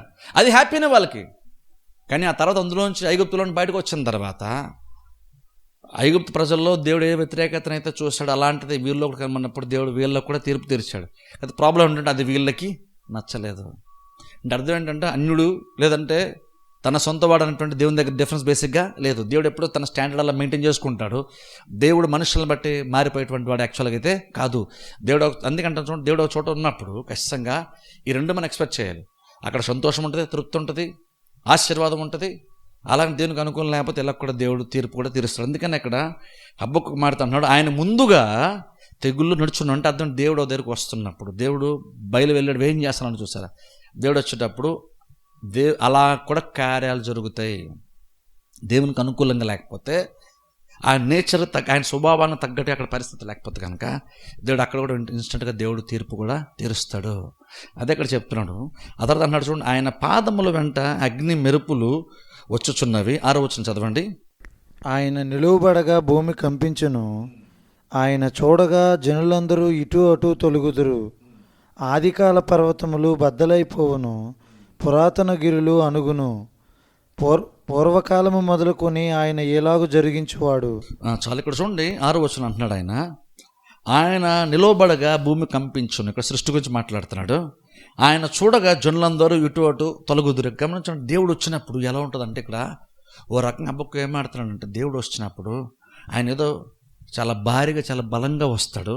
ఎంత బలంగా వస్తాడంటే ఆయన ఒక దగ్గరకు నడుచుకుంటూ వచ్చి నిలబడినప్పుడు అక్కడ భూమి కంపించిపోద్ది అంటున్నాడు. గమనించండి, ఆయన వచ్చి నిలబడినప్పుడు భూమి కంపించిపోద్ది అంటున్నాడు. ఆయన చూడగా జనులందరూ ఇటు తొలగుదురు. అర్థం ఏంటంటే దేవుడు ఎంత గొప్పవాడు, ఎంత మహిమ గలవాడు, ఎంత ఉన్నతమైనటువంటి వాడంటే దేవుడు ఒక చోటకి వచ్చినప్పుడు ఆయన ఒక ప్లేస్కి రాగానే ఆయన రాక మునుపుకి ఆయన వచ్చిన తర్వాతకి డిఫరెన్సు కేవలం మనుష్యులకే కాదు సృష్టికి కూడా విషయం తెలుస్తుంది అంటున్నాడు. ఇక్కడ సృష్టి కూడా విషయం తెలుస్తుంది అంటున్నాడు. ఒకసారి ఆలోచించండి, నిజంగా దేవుడు ఎలా ఉంటాడు ఒకసారి ఆలోచించండి. మనం దేవుణ్ణి ఏంటంటే మనం సరిగ్గా దేవుని యొక్క గొప్పతనాన్ని మనం సరిగ్గా అర్థం చేసుకోవట్లేదు. లిటరల్ ఇక్కడ చెప్తున్నాడు, దేవుడు వచ్చినప్పుడు భూమి బద్దలైపోద్ది, పర్వతాలు కూడా అక్కడ చూడండి అక్కడ మాట్లాడుతూ అంటున్నాడు. ఆదికాల 6వ వచనం 3 చూస్తే ఆదికాల పర్వతములు బద్దలైపోవును, పురాతన గిరులు అణుగును, పూర్వకాలము మొదలుకొని ఆయన ఈలాగు జరిగించువాడు. ఇక్కడ గమనించండి, ఆది కాలము పూర్వకాలం అన్న మాటలు ఇక్కడ మాట్లాడుతున్నాను. అంటే అర్థం ఏంటంటే దేవుడు వచ్చినప్పుడు ఆయన ఎంత బలవంతుడంటే, ఆయన ఎంత గొప్పవాడంటే, ఆయన వచ్చినప్పుడు ఎప్పటి నుంచో ఉంటున్నా అనుకున్నట్టు పర్వతాలు కూడా ఆయన తునాతునకులు అయిపోతుంటున్నాడు. ఎప్పటి నుంచి ఉన్నటువంటి పర్వతాలు కూడా తునాతునకులు అయిపోతాయి. బేసిక్ అదే చూడండి, బేసిక్గా చూసుకుంటే ఓ రకంగా చెప్పాలంటే అక్కడ అన్యులు చూడండి, చాలా సందర్భంలో అన్యులు సృష్టిని పూజిస్తారు. చూసారా, అన్యులు చాలామంది సృష్టిని పూజిస్తారు. ఇజ్రాయెల్ ప్రజలు యాక్చువల్గా ఏంటంటే నిజమైన దేవుని సేవిస్తున్నారు, కానీ ప్రపంచం అంతా కూడా చాలా సందర్భంలో సృష్టిని సముద్రాన్ని పర్వతాలని కూడా పూజిస్తూ వస్తారు. వాళ్ళు ఏంటంటే అందులో కూడా ఏదో శక్తి సామర్థ్యం ఉంది అనుకుంటారు. ఈవెన్ అందుకని చూడండి ఈ రోజుల్లో కూడా చూడండి మదర్ నేచర్ అంటారు. అంటే అర్థం ఏంటంటే ఈ రోజుల్లో చాలామంది కూడా ఏంటంటే చూడండి, ఇప్పుడు పర్వతాలు కానీ సునామీ లాంటివి వచ్చినప్పుడు, సముద్రము అది పొంగి సునామీలాగా వచ్చినప్పుడు దాని ముందు ఏది కూడా నిలబడలేదు. కాకపోతే లోకం ఎలా అనుకుంటుందంటే సముద్రమునకు ఉన్నటువంటి బలం అనుకుంటారు, లేదా గాలికి ఉన్నటువంటి బలం అనుకుంటారు, లేదా నీళ్ళకు ఉన్నటువంటి బలం అనుకుంటారు, లేదంటే భూమికి ఉన్నటువంటి బలము అనుకుంటారు. కానీ యాక్చువల్గా ఒరిజినల్గా చూస్తే అది భూమికి ఉన్నటువంటి బలము, సృష్టికి ఉన్నటువంటి మనము నమ్మము, అది దేవునికి ఉన్నటువంటి బలముగా మనం చూస్తాం. దానికేదో బలం ఉంది అనుకోము, దానికేదో శక్తి సామర్థ్యాలను మనం నమ్మము. కానీ ప్రపంచం చాలామంది ఆ టైంలో కూడా అలాగున్నా నమ్మేవాళ్ళు. బహుశా అందుకే నాకు హబక్కూకు అంటున్నాడు, చాలామంది పర్వతాలను పూజిస్తారు, సముద్రాన్ని పూజిస్తారు, నీటిని పూజిస్తారు. ఎందుకంటే అది కొన్నిసార్లు ఇప్పుడు సునామీలాగా వచ్చింది అనుకోండి, మనుషులంగా బేసిక్ ఎవరు మనం దాన్ని ఆపలేము. కాబట్టి మనుషులు అల్పంగా ఆలోచించి అనుకుంటుంటే దాన్ని మనం కంట్రోల్ చేయలేకపోతామంటే అది మనకంటే గొప్పది, మనకంటే బలమైంది. కాబట్టి మనకంటే బలమైంది కాబట్టి దాన్ని కూడా దేవుడిగా చేసేసి దాన్ని కూడా పూజించేస్తూ వస్తున్నారు. అలాగా చాలా సందర్భంలో ఏంటంటే ప్రజలు సృష్టిని పూజించడం స్టార్ట్ చేశారు. ఎందుకంటే భూమి కంపించినప్పుడు మనుషులు ఏం చేయలేము, అందుకని భూమిని పూజించడం స్టార్ట్ చేశారు. ఎందుకంటే అది మనకు అనుకూలంగా ఉంటేనే మనం బతలేకపోతే మనం బతలేం. దానికేదో శక్తి సామర్థ్యం ఉందనుకుంటున్నారు. అలాగే సముద్రమునకు, అలాగే పర్వతమునకు కూడా. కానీ హబక్కూకు ఏం చెప్తారంటే, మనుషులందరూ ప్రపంచంలో అన్యులందరూ కూడా ఏంటంటే పర్వతంలోకి, సముద్రముకు దానికి ఒక శక్తి ఉంది, దానికి ఒక దైవ శక్తి ఉందని అనుకుంటారు, దైవత్వం ఉందనుకుంటారు. కానీ హబక్కూకు అంటున్నాడు, దేవుడు వచ్చినప్పుడు అవన్నీ కూడా కదిలిపోతాయి, అవన్నీ కూడా తునాతునకలు అయిపోతాయి. అంటే అర్థం ఏంటి? ఒక రకంగా హబక్కూకు ఏం చూస్తున్నాడంటే, దేవుడి కంటే ఉన్నతమైనటువంటిది, దేవుడి కంటే నిజమైనటువంటి బలమైనటువంటిది మరొకటి ఇంక లేనే లేదు. లోకమేమో పర్వతములను చూసి వాటికి చాలా బలం ఉంది, వాటికి శక్తి సామర్థ్యం ఉందనుకుంటాం. కానీ హబక్కూకు ఏం చెప్తున్నా, దేవుడు వచ్చినప్పుడు అవి కూడా తునాతునకలు అయిపోతాయి. అంటే అర్థం ఏంటంటే, అన్యులేమో ఏదైతే దైవముగా పూజిస్తున్నారో నిజమైనటువంటి దేవుని ముందు, యెహోవా ముందు అది దేనికి పనికి రాదు. అది పర్వతములు కూడా నేలమట్టం అయిపోతాయి అని ఇక్కడ మాట్లాడుతున్నాడు. అది ఆది కాలము నుండి, పూర్వకాలం నుండి మొదలుకొని ఇలాగ జరిగింది. అంటే ఎప్పుడెప్పటి నుంచో ఉందనుకున్నాం, చాలా కాలం క్రితం అండి, కొన్ని వేల సంవత్సరాలు. చాలామంది ఈ రోజులు కూడా చెప్తారు చూస్తారా, చాలామంది చెప్తారు ఎంత పాదో అంత గొప్పది అనుకుంటాం. ఎప్పటి నుంచో ఉందండి మాకు ఆచారం అని చెప్తారు చూసారా. అంటే ఎంత వెనక్కి వెళ్ళిపోతామో అదంత గొప్పది, అంత బలమైంది అనుకుంటారు. కానీ దేవుడు అంటున్నాడు, పూర్వకాలంలో ఉన్న పర్వతాలు కూడా దేవుడు కనుక సీన్లోకి వస్తే అవన్నీ కూడా నేలమట్టం అయిపోతాయి. అంటే అర్థం ఏంటంటే, వాటికంటే ముందు నుంచి దేవుడు ఉన్నవాడని చెప్తున్నాడు. వాటికి ఏదో బలం ఉందని కాదు, నిజముగా దేవునికి ఆ బలము, ఆ శక్తి సామర్థ్యము ఉందని మాట్లాడుతున్నాడు. అలా మాట్లాడుతున్నాడు చూడండి. కూషీల డేరాల్లో ఉపద్రవము కలుగగా నేను చూచితిని, మిద్యాను దేశస్థుల డేరాల తెరలు గజగజ వని. ఎక్కడ గమనించి, ఇక్కడ కూషీల డేరాల్లో ఉపద్రవము కలుగగా నేను చూచాను అంటున్నాడు. ఇది యాక్చువల్గా చూడండి, ఇది కూడా లిటరల్గా ఇజ్రాయెల్ ప్రజల యొక్క చరిత్రకి వెళ్ళిపోతున్నాడు. యాక్చువల్గా ఇజ్రాయెల్ ప్రజలు యాక్చువల్గా మనం కానీ చరిత్ర చూసానికి ఇది న్యాయపత్రుల గ్రంథంలో యాక్చువల్గా ఉంటుంది. ఒకసారి తీద్దాం చూడలేదంటే 3వ అధ్యాయంలో ఉంటుంది ఈ మాట, చదువుకుందాం. న్యాయపత్రుల గ్రంథం 3వ అధ్యాయంలో ఒత్నీయుల ద్వారా దేవుడు చేసినటువంటి అద్భుతాన్ని చూస్తాం. దాని గురించి ఇక్కడ మాట్లాడుతున్నాం. న్యాయపత్రుల గ్రంథం 3వ అధ్యాయంలో 7వ వచనం చదువుకుందాం. న్యాయపత్రుల గ్రంథము 3వ అధ్యాయము 7వ వచనం చదువుకుందాం. న్యాయపత్రులు 3:7 నుంచి చదువుకుందాం. అట్లు ఇశ్రాయేలీయులు యెహోవా సన్నిధిని దోషులై తమ దేవుడైన యెహోవాను మరిచి బయలుదేవతలను, దేవతా స్తంభములను పూజించిరి. అందును గూర్చి యెహోవా కోపము ఇశ్రాయేలీయుల మీద మండగా ఆయన అరామ్నాహారాయిము యొక్క రాజైన కోషానిశ్రీతాయిము చేతులకు దాసులయుటకై వారిని అమ్మివేశను. ఇశ్రాయేలీయులు 8 సంవత్సరములు కోషానిశ్రాతాయిమునకు దాసులుగా నుండిరి. ఇశ్రాయేలీయులు యెహోవాకు మొర్రపెట్టగా యెహోవా కాలేబు తమ్ముడైన కనజు యొక్క కుమారుడగు ఒత్నీయేలును రక్షకునిగా ఇశ్రాయేలు కొరకు నియమించి వారిని రక్షించెను. చూడండి, ఇక్కడ హబక్కూకులో కూషీలను చూస్తారా. ఇక్కడ బేసిక్ ఈ సందర్భం గురించి మాడుతున్నాడు. అంటే ఇక్కడ ఎవరిని చూస్తున్నాడు హబక్కూకు, ఎవరిని జ్ఞాపకం చేసుకుంటున్నాడు, దేన్ని జ్ఞాపకం చేసుకుంటున్నాడు అంటే, ఇజ్రాయెల్ ప్రజలు ఒకప్పుడు వాళ్ళు విగ్రహారాధన చేస్తూ ఉన్నప్పుడు అప్పుడు కూడా దేవుడు కార్యం జరిగించాడు. కానీ దేవుడు ఎలా కార్యం జరిగించాడు? వారు గుడారాలు పడిపోయినని చెప్తున్నాడు. ఓ రకంగా వారు నేలమట్టం చేశానని చెప్తున్నాడు. కూషీలను నేలమట్టం చేసి వారిని ఓడించాడు దేవుడు అని చెప్తున్నాడు. కానీ దేవుడు ఎలా ఓడించాడు అంటే, ఇక్కడ ఈ సందర్భాన్ని జ్ఞాపకం చేసుకుని ఇక్కడ ఒత్నీయేల ద్వారా దేవుడు ఆ కార్యం చేశాడు. ఏంటో సందర్భం ఏంటంటే, ఇజ్రాయెల్ ప్రజలు ఏం చేశారు? విగ్రహారాధన చేస్తూ దేవుని యొక్క మాటను కాదన్నారు. వినప్పుడు కూడా దేవుడు సీన్లోకి వచ్చాడు. దేవుడు ఇజ్రాయెల్ ప్రజలను రక్షించాడు. బేసిక్ దేవుడు దిగొచ్చాడు అన్నప్పుడు ఏం చేశాడు? వాళ్ళు విగ్రహారాధన చేసినప్పుడు దేవుడు కూషీలకు వారిని అప్పగించాడట. కొంతకాలం అక్కడ వాళ్ళు బానిసలుగా వాళ్ళు ఉన్నారు, వాళ్ళ కింద అణచివేయబడ్డారు. కానీ ఒక టైం వచ్చినప్పుడు దేవుడు దిగొచ్చాడు, దేవుడు వాళ్ళని విడిపించాడు, రక్షించాడు. కానీ ఎలా చేశాడంటే, ఒత్నీయేలు అనేటువంటి వ్యక్తి ద్వారా, ఒక న్యాయాధిపతి ద్వారా దేవుడు ఇజ్రాయెల్ ప్రజలకు విడుదలను ఇచ్చాడు. అదే ఇక్కడ చెప్తాను. హబక్కూకు గ్రంథం ఒకసారి మరలా వెళ్దాం చూడండి. ఒకసారి అక్కడ స్పెసిఫిక్ ఈ మాట ఉంది చూడండి. ఒకసారి మరలా నేను చదువుతాను చూడండి. కూషీల డేరాలు ఉపద్రవము కలుగగా నేను చూచాను అంటున్నాడు. అంటే ఏంటి? కూషీల డేరా అంటే అర్థం ఏంటి? దాని గురించే ఒత్నీయుల ద్వారా దేవుడు కూషీలందరినీ కూడా ఓడించి ఇజ్రాయెల్ ప్రజలకు విజయంనిచ్చి వాళ్ళ చేతి కింద నుండి దేవుడు విడిపించాడు. కూషీల చేతి నుండి దేవుడు విడిపించాడు. ఎవరి ద్వారా చేశాడంటే, ఒత్నీయేలు అనేటువంటి న్యాయాధిపతి ద్వారా దేవుడు ఆ కార్యాన్ని చేశాడు. ఇప్పుడు హబక్కూకు దాన్ని చూస్తున్నాడు. ఆ టైంలో అది జరిగినప్పుడు హబక్కూకు యాక్చువల్గా లేడప్పుడు, చాలా కాలం తర్వాత హబక్కూకు ఈ కాలంలో ఉన్నాడు. కానీ వెనకలు ఎప్పుడో జరిగిపోయినటువంటి దాన్ని ఇప్పుడు హబక్కూకు చూస్తున్నాడు. అందుకే స్టార్టింగ్ అన్న చూసారా, ఇక్కడ హబక్కూకు ఏదైతే మాట్లాడితే ఇజ్రాయెల్ ప్రజల చరిత్ర గురించి జ్ఞాపకం చేసుకుంటున్నాడు. ఎందుకంటే వాళ్ళకి ప్రాబ్లం వచ్చిన ప్రతిసారి కూడా దేవుడు దిగొచ్చాడు. ఐగుప్తులు వాళ్ళు బానిసలుగా ఉండి వాళ్ళు మొరపెట్టినప్పుడు దేవుడు మోషేతో చెప్పాడు, నేను దిగొస్తాను అన్నాడు. అలాగనే మోషేని పంపించాడు. దేవుడే వారిని విడిపించి బయట తీసుకొచ్చాడు. అలాగే అరణ్యంలో కానీ వాళ్ళు ప్రతి శత్రువును కూడా వాళ్ళు కానాను దేశానికి వెళ్ళే వరకు కూడా, ఇప్పుడు ఇక్కడ చెప్పాలంటే ఇక్కడ ఏదైతే కుషులను మనం మాడుతున్నామో, వాళ్ళు ఇజ్రాయెల్ ప్రజలు వాగ్దాన దేశంలోనికి వెళ్ళిపోయిన తర్వాత వాళ్ళకి వచ్చిన ఫస్ట్ ప్రాబ్లం అది తెలుసా. కుషులతో వాళ్ళకి వచ్చిన ఫస్ట్ ప్రాబ్లం, ఇజ్రాయెల్ ప్రజలు కానాను దేశానికి వెళ్ళిపోయిన తర్వాత వాళ్ళకి వచ్చిన ఫస్ట్ ప్రాబ్లం ఎవరి ద్వారా వచ్చిందంటే కుషుల ద్వారా వచ్చింది. అది ఎలా వచ్చిందంటే వాగ్దాన దేశంలో ఉంటూ వాళ్ళు విగ్రహారాధన చేసినప్పుడు దేవుడు కూషీలకు అప్పగించాడు వారిని. అది ఫస్ట్ ప్రాబ్లం వరకు వచ్చింది వాగ్దాన దేశానికి వెళ్ళిన తర్వాత. ఇంకా తర్వాత అక్కడ చూస్తే కూషీల గురించి మాత్రం కాదు, 7వ వచనం 2లో మనం చూస్తే మిద్యానీయుల గురించి ఇక్కడ చూస్తున్నాం. చూడండి, మిద్యానీయుల దేశస్తుల డేరాలు తెరలు గజగజ వణికాను. ఇప్పుడు చూడండి, ఇక్కడ కూడా అర్థం ఏంటి, ఇక్కడ మిద్యానీయుల నుంచి ఇక్కడ మనం చూస్తున్నాం. మిద్యానీయుల యొక్క డేరాలు గజగజ వణికంటే అర్థం ఏంటి? మిద్యానీయులు అంటే మనకు ఆటోమేటిక్గా గిద్యోను గుర్తొస్తాడు. గిద్యోను చూడండి, అక్కడ ఎక్కడో దాక్కొని ఆహారం సిద్ధపరచుకుంటున్నాడు. ఆ తర్వాత దేవుడు గిద్యోన్ని మోటివేట్ చేసి ప్రేరేపించి బలపరిచినప్పుడు మిద్యానీయుల మీదకి దేవుడు ఈయన్ని పంపించాడు, గిద్యోను పంపించాడు.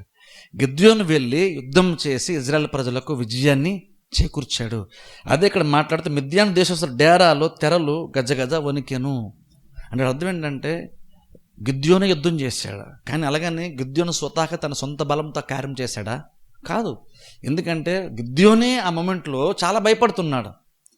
దేవుడు గిద్యోనుని సిద్ధపరిచి ఆయన ఎంతకు కూడా రెడీ అవ్వకపోతే దేవుడు బలపరిచి మోటివేట్ చేసి సిద్ధపరిచి అనేక రకాల సందేహాలను గిద్యోనుకున్నప్పుడు దేవుడు క్లారిఫై చేసి నువ్వు ఖచ్చితంగా వెళ్ళు, నువ్వు గెలుస్తావు అన్న దానికి రుజువులతో సహా దేవుడు ముందుగానే చూపించిన తర్వాతే గిద్యోను వెళ్ళాడు.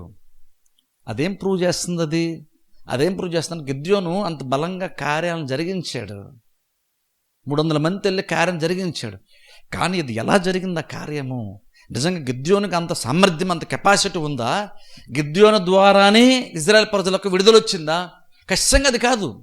ఎందుకంటే మిద్యానీయుల గురించి మనం చూస్తే బైబిల్లో ఇజ్రాయెల్ ప్రజల చరిత్రలో కనుక మనం చూస్తే తరచుగా మిద్యానీయుల ద్వారా ప్రాబ్లమ్స్ ఎప్పుడు వీళ్ళకి వస్తున్నాయి. ఎప్పుడో ఒకసారి ప్రాబ్లం కాదు, మిద్యానీయులు తరచుగా ఇజ్రాయెల్ ప్రజలు ఇబ్బంది పెడుతూ వచ్చారు. వాళ్ళు అలా వస్తున్న ప్రతిసారి కూడా ఏం జరిగిందంటే దేవుడు వాడుకొని ఎవరో ఒకరిని లేపి వాడుకొని దేవుడు వారికి విజయాన్ని దేవుడు ఇచ్చాడు. అదే ఇక్కడ చెప్తున్నాడు, మిద్యాను డేరాలను కూడా దేవుడు మొత్తం పడగొట్టాడని చెప్తున్నాడు.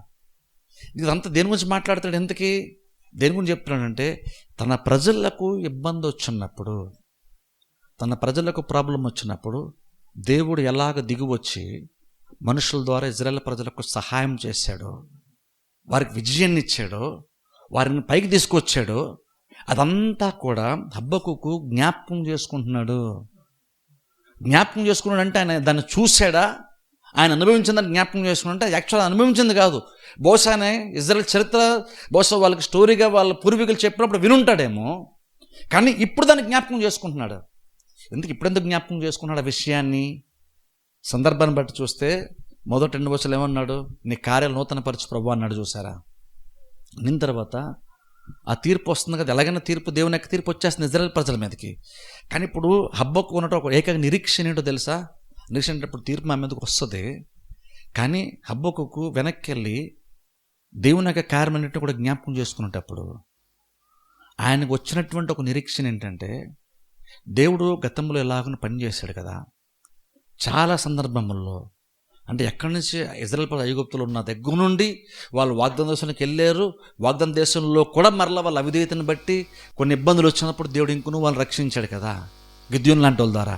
వాటన్నిటినీ జ్ఞాపకం చేసుకున్నప్పుడు హబక్కూకు ఇప్పుడు ఒక నిరీక్షణ ఏర్పడింది. ఏంటో నిరీక్షణ తెలుసా? ఒకవేళ తీర్పును బట్టి బహుశా బబులోను రాజ్యం వాళ్ళు కల్దీలు మా మీదకి వచ్చినా సరే, ఎంగురు మరలా ఒక మొమెంట్ వస్తే దేవుడు మమ్మల్ని ఖచ్చితంగా విడిపిస్తాడు, మమ్మల్ని మరలా దేవుడు రక్షిస్తాడు అనేటువంటి ఒక నిశ్చయత హబక్కూకు ఇది జ్ఞాపకం చేసుకుంటే ద్వారా వచ్చింది తెలుసా.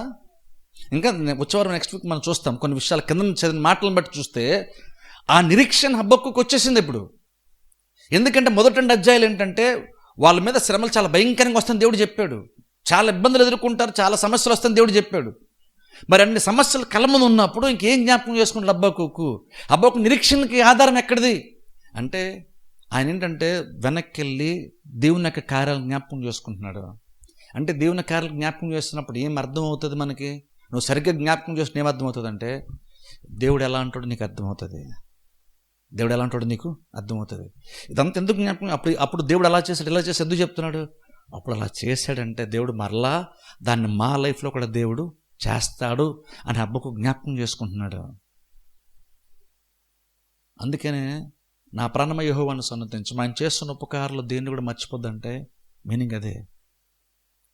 ప్రాబ్లం ఏంటంటే మనం కొన్ని సందర్భాల్లో సమస్యలు ఎక్కువ ఉన్నప్పుడు మనం వెనక్కి వెళ్ళి దేవుడు ఒకప్పుడు మన జీవితంలో ఏ ఏ కార్యాలు జరిగించాడో, ఎన్నెన్ని సమస్యలు వచ్చినప్పుడు దేవుడు మనల్ని ఎలా విడిపించాడో మనం జ్ఞాపకం చేసుకోం.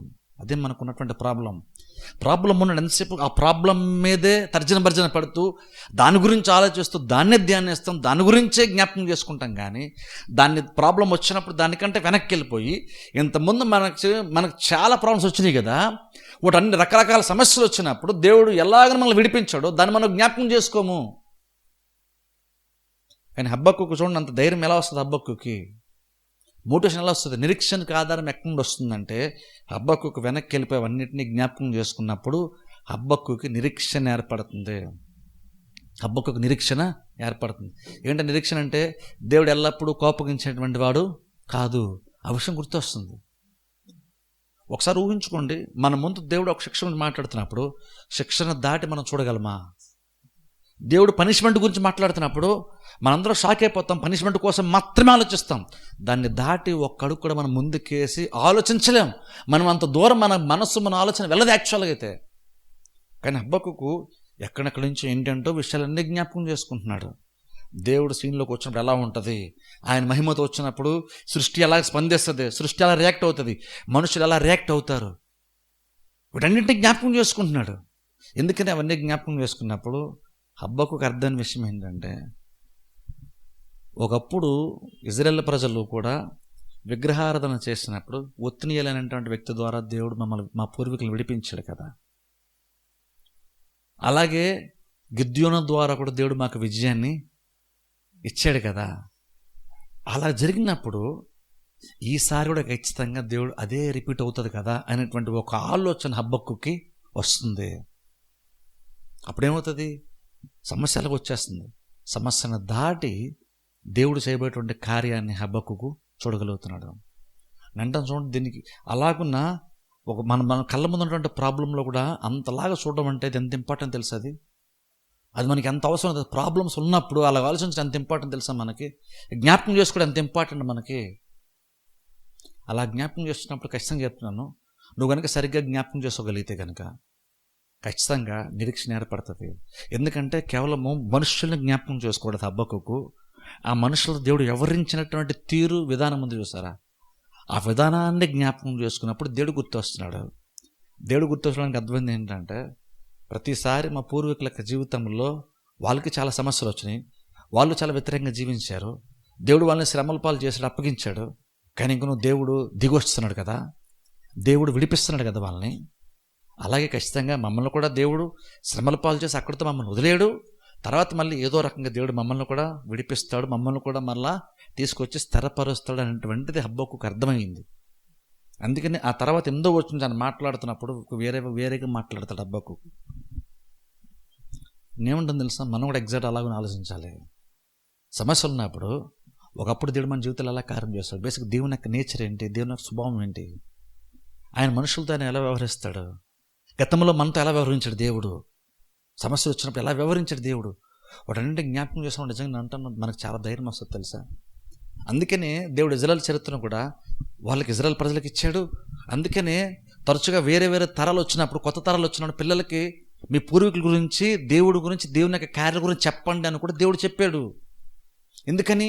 అది వాళ్ళు తెలుసుంటేనే కదా వాళ్ళు సరిగ్గా జ్ఞాపకం చేసుకోగలుగుతారు. అలా జ్ఞాపకం చేసుకున్నప్పుడే కదా నేనేంటో వాళ్ళకి అర్థమవుతుంది. ఎందుకంటే ఇప్పుడంటే మనకు బైబిల్ ఉంది, ఇజ్రాయెల్ చరిత్ర టైంలో వాళ్ళ బైబిల్ ఉంది. ఆ టైంలో బైబిల్ లేదు వాళ్ళకి రిటర్న్ అంటూ ఏమీ లేదు. జస్ట్ నోటి మాటతో ఒక తరం ముందున్నటువంటి తరం వాళ్ళు తర్వాత తరం వారికి చెప్తేనే వాళ్ళకి అర్థమవుతుంది. వీళ్ళు కనుక మొదటి తరం వాళ్ళు నోరు మూసుకొని కూర్చొని చెప్పకపోతే ఆ తర్వాత తరానికి ఏదీ తెలియదు. అప్పుడు ఏది తెలియనప్పుడు ఇలాంటి సమస్యలు వచ్చినప్పుడు వాళ్ళ నిరీక్షణ ఏర్పడడానికి ఆధారం ఎక్కడుంది? వాళ్ళకి లేదు. వాళ్ళకి దేవుడు ఎలాంటి వాళ్ళకి ఎలా తెలుస్తుంది? తెలియదు. అందుకని చెప్పప్పుడు నిజంగా మనం ధన్యులం. ఎందుకు తెలుసా? మనకి బైబిల్ మొత్తం మన దగ్గర ఉంది. అంటే నువ్వు ఎంత వెనక్కి కావాలంటే అంత వెనక్కి వెళ్ళిపోయి దేవుడు ఎలా అంటాడో నువ్వు ఇప్పటికీ కూడా తెలుసుకోవచ్చు. అవకాశం మనకి ఉంది. బైబిల్ మనకు దేవుడు ఇచ్చాడు, మనకు అవకాశం ఉంది. విషయాలు సరిగ్గా అర్థం చేసుకుంటే దేవుడు అంటే మనకు అర్థం అవుతాడు. దేవుడు అంటే మనకు అర్థమైతే సమస్యలు కూడా మనకు నిరీక్షణ ఖచ్చితంగా మనకి ఏర్పడుతుంది. అప్పుడు నీకు పెద్ద ప్రాబ్లం అనిపించదు తెలుసా? మనకి ప్రాబ్లం పెద్దగా అనిపించదు. అక్కడ అందుకని చూడండి, స్టార్టింగ్లో 3వ వచనం చూసుకుంటే హబక్కూకు దేవుని యొక్క మహిమను గురించి, గొప్పతనం గురించి మాట్లాడుతున్నాడు. అక్కడ స్టార్ట్ చేశాడు. అక్కడి నుంచి అలా వస్తూ చివరికి వాళ్ళ పూర్వీకుల సిచ్యువేషన్ దగ్గరికి వచ్చాడు. చూసా, వాళ్ళ దగ్గరికి వచ్చాడు. ఓహో, దేవుడు ఇలాగ వాళ్ళు మా శత్రుల యొక్క గుడాలన్నీ కూడా వారు దేవుడు తునాతునలు చేశాడు, పడవేశాడు కదా అని అక్కడికి వచ్చాడు. దేవుడు బయలుదేరడం దగ్గర నుండి ప్రజల దగ్గరికి వచ్చాడు. ఎలా కార్యాలు చేస్తాడో జ్ఞాపకం చేసుకున్నాడు. దేవుని యొక్క గొప్పతనాన్ని చూస్తూ అలాగ మనుషులతో ఎలా వ్యవహరించాడో అర్థం చేసుకున్నాడు. దేవుని యొక్క గొప్పతనంతో, దేవుని యొక్క మహిమతో ప్రతి సిచ్యువేషన్ చూసే ప్రయత్నం చేశాడు. అలా చూసిన ఖచ్చితంగా మనకి నిరీక్షణ ఖచ్చితంగా బలపడుతుంది, విశ్వాసం ఏర్పడుతుంది. ఖచ్చితంగా సరే, సమస్యలను పనిష్మెంట్ దేవుడు ఇస్తాడు, కానీ ఇంకను మనకంటూ నిరీక్షణ ఖచ్చితంగా ఉంది కదా. ఎందుకంటే ఇజ్రాయెల్ ప్రజలకు సమస్యలు వచ్చినప్పుడల్లా ఆ సమస్యలు ఊరినే రాలేదు. వాళ్ళు దేవుని మాటను కాదన్నప్పుడే ఆ సమస్యలు వచ్చినాయి. ఐగుప్తుకు బానిసగా వాళ్ళు వెళ్ళిపోయినా, తర్వాత వేరే వేరే శత్రువుల చేతికి వాళ్ళు అప్పగింపబడినా సరే, ఏదో ఒక కారణం బట్టి, విగ్రహాలను బట్టి, వేరే కారణాలను బట్టి ఖచ్చితంగా వాళ్ళు శ్రమల పాలయ్యారు. కానీ ఇంకొన మరలా ఒక టైం వస్తే దేవుడు ఎవరో ఒకరు లేపుతున్నాడు. మోషే లాంటోను, గిద్యోను లాంటోను ఎవరో ఒకరు దేవుడు లేపుతున్నాడు. వాళ్ళ ద్వారా దేవుడు తన ప్రజలకు సహాయం చేస్తూ వచ్చాడు. అప్పుడు దేవుడు అలా చేస్తూ వచ్చినప్పుడు, రిపీటెడ్గా దేవుడు తరచుగా అప్పుడప్పుడు ఎవరో ఒకరు లేపుతూ అలా చేసినప్పుడు, ఈసారి మేము కూడా దాన్ని చూస్తాం కదా, అది హబక్కూకు అర్థమైంది. ఒకప్పుడు మా పూర్వీకులు ఎలాగైతే మనుషులను దేవుడు ఏర్పాటు చేసుకుని విడుదలిచ్చాడో దాని పూర్వీకులు చూశారో, అలాగే హబక్కూకు ఏమంటున్నాడు, నేను కూడా నా లైఫ్ టైంలో నేను కూడా అలాంటి కార్యం దేవుడు చేయడం నేను చూస్తాను అంటున్నాడు హబక్కూకు. అది నేను చూస్తానంటున్నాడు. అంత నిరీక్షణ ఏర్పడింది హబక్కూకి. అంటే మనం కూడా ఎగ్జాక్ట్ అలా ఉండాలంటాను. మనం కూడా అప్పుడప్పుడు, ఎందుకంటే ప్రాబ్లమ్స్ వచ్చినప్పుడు, మనసుకి ఇబ్బంది అనిపించినప్పుడు బైబిల్లోకి వెళ్ళి ఇజ్రాయెల్ చరిత్రను లేదా మీ లైఫ్నైనా సరే వెనక్కి వెళ్ళి దేవుడు అంత ముందు సంవత్సరమో లేదా 3 సంవత్సరాల క్రితం దేవుడు మనం ఎలా నడిపించాడు, సమస్యలు ఎలా తీర్చాడు, మన పని అయిపోతున్నాం అంటున్నప్పుడు దేవుడు ఎలాగా సరైన సమయానికి దేవుడు ప్రత్యక్షమయ్యి సరైన సహాయం మనం చేస్తాడు, సంయోచితమైన సహాయం. ఆ మూమెంట్ కోసం మన సహాయం దేవుడు ఎలా చేసి మన పైకి లేవనెత్తాడో దాన్ని జ్ఞాపకం చేసుకున్నప్పుడు ఖచ్చితంగా మనకి ఏమర్థం అవుతుందంటే, ఖచ్చితంగా దేవుడు ఈసారి కూడా మన లైఫ్లో ఖచ్చితంగా చేస్తాడు కదా. ఎప్పుడైతే నువ్వు నిజంగా అలాగా సీరియస్గా దాన్ని హబక్కూకులాగా ఆలోచిస్తావో, అప్పుడు నీకు సమస్య నీకు అంత ఇబ్బందిగా అనిపించింది. సమస్యను దాటి నువ్వు దేవుని చూస్తావు. ఆ దేవుడు ఎంత గొప్పటి నీకు అర్థమవుతుంది. ఆ దేవుని యొక్క మంచితనం అర్థమవుతుంది. ఆ దేవుడు కార్యములు మనుషుల యొక్క జీవితాలు ఎలా జరిగిస్తూ వస్తున్నాడో, దేవుడు దిగొచ్చినప్పుడు మనుషుల యొక్క జీవితాలు ఎలా గ్రాడ్యువల్గా మారిపోయినాయో, నిదానంగా మారిపోతూ వచ్చినాయో అవి చూస్తున్నాం మనం. అప్పుడు మనకేమర్థమవుతుందంటే, ఖచ్చితంగా నా లైఫ్ కూడా ఈ శ్రమతోనో ఈ ఇబ్బందితోనో ముగించబడదు. ఇందులో ఉండి మరలా దీని గుండా వెళ్తాను, మరలా నేను బయటికి వస్తాను. ఇది జస్ట్ ఒక గాఢంధకారము లాంటిది. ఇందులో నుంచి వెళ్తాను, నేను అవతలకు బయటికి ఖచ్చితంగా అద్దరికి నేను ఖచ్చితంగా వస్తాను అన్న నిరీక్షణ ఇప్పుడే మనకి ఏర్పడుతుంది. అంటే అలాగే దేవుని యొక్క గొప్పతనముతో ప్రతిదీ చూడ నేర్చుకోండి. అలా చూసినప్పుడు ఖచ్చితంగా మనకు నిరీక్షణ ఏర్పడుతుంది. ప్రార్థన చేసి అందరూ తల వంచుకలు మూసుకోండి. స్తోత్రము చెల్లించేదము మన యేసుకే, స్తోత్రము చెల్లించేదము. మంచివాడు గొప్పవాడు మన దేవుడు, వాక్యమునిచ్చు దేవుడు. మంచివాడు గొప్పవాడు మన దేవుడు, వాక్యమునిచ్చు దేవుడు. స్తోత్రము చెల్లించేదము మన యేసుకే, స్తోత్రము చెల్లించేదము. స్తోత్రము చెల్లించేదము మన యేసుకే, స్తోత్రము చెల్లించేదము.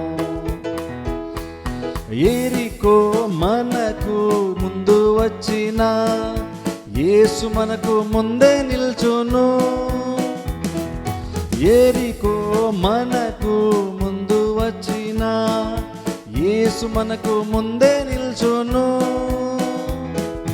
భయపడకు దిగులు పడకు ప్రార్థించి స్తుతించుము. భయపడకు దిగులు పడకు ప్రార్థించి స్తుతించుము. స్తోత్రము చెల్లించెదము మన యేసుకే స్తోత్రము చెల్లించెదము.